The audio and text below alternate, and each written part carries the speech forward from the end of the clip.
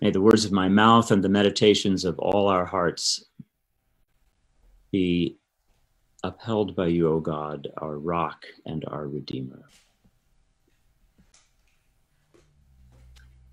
Times are upside down and backwards at this point.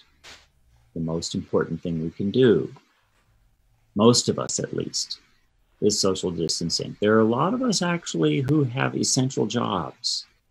And I'm going to say something about that in a minute. But for those of us who are retired or able to work from home or have been furloughed or laid off, as hard as it is, the most important thing we can do is keep distance, to do nothing. The most important thing we can do is nothing. That's really hard. But that's becoming kind of a lens for looking at the world at this point. So let's use that backward and upside down way of looking at things to look at this morning's gospel passage by reading it from the end instead of from the beginning. The last verse is, Jesus said that he came so that we might have life and have it to the full. Right before that, he talked about the thieves who broke in to steal the sheep and to slaughter them. So reading backwards, we start with Jesus came so that we might have life and have it to the full, rather than greed and violence.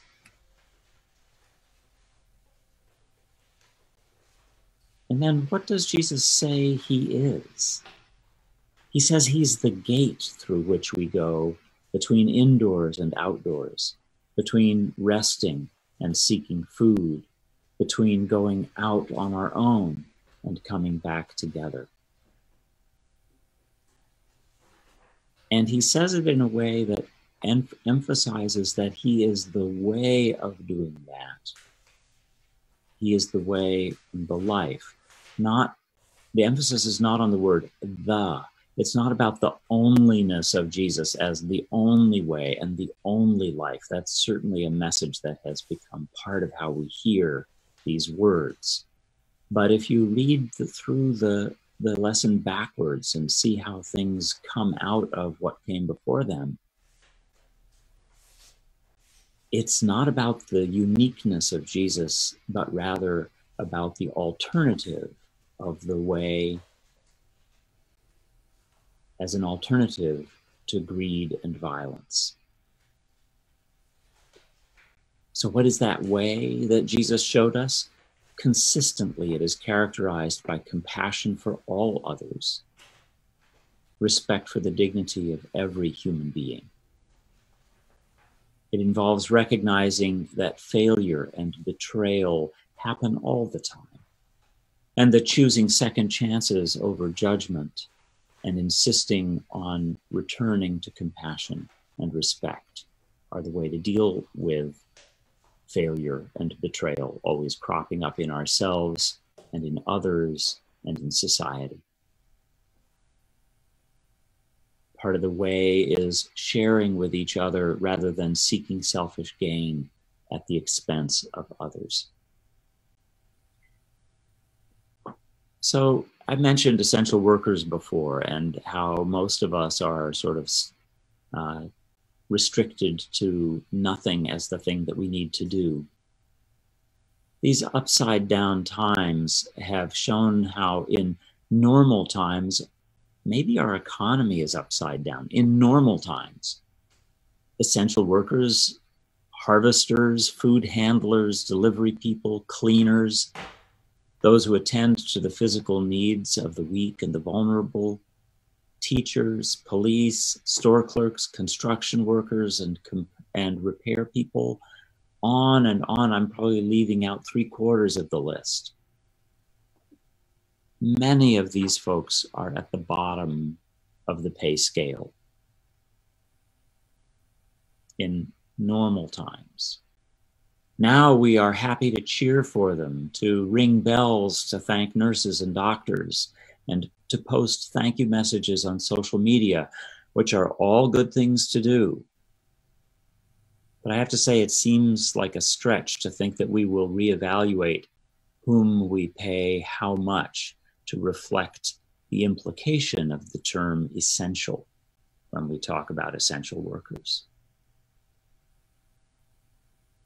Will our economy turn itself right side up and recognize how essential they are by how they're paid?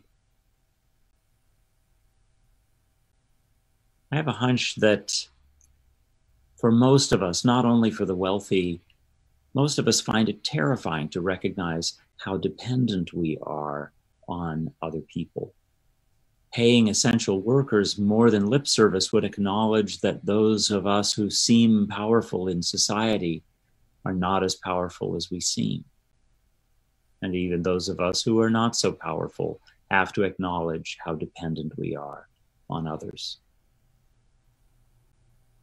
So on this Good Shepherd Sunday, it's okay for us to say that we're dependent only on God. We can accept being sheep in the flock of Jesus, the Son of God. That feels okay. That makes the vulnerability and of admitting the limits of our self-sufficiency feel a little safer. I'm a little vulnerable, but I can turn to Almighty God and depend on God alone. That feels okay. And then the Good Shepherd says, who, me? I'm just the gate. You go in and out through me. You go between indoors and outdoors, between resting and seeking food, between going out on your own and coming together in community. You do those things through me. I'm just the gate. And as we continue to think about things upside down, we recall how the church in its mystical wisdom has gone on even further to say, the shepherd isn't some big, strong guy who holds everybody in his arms. The shepherd is the lamb. The shepherd is the lamb. To follow the way of Christ is to trust and to be trustworthy, to recognize our dependence and to be dependable, to hold ourselves back in order to move ahead together, to love one another as we have been loved. So happy Good Shepherd Sunday. Even the shepherd calls us to see things upside down, to trust and be trustworthy, to love as we have been loved.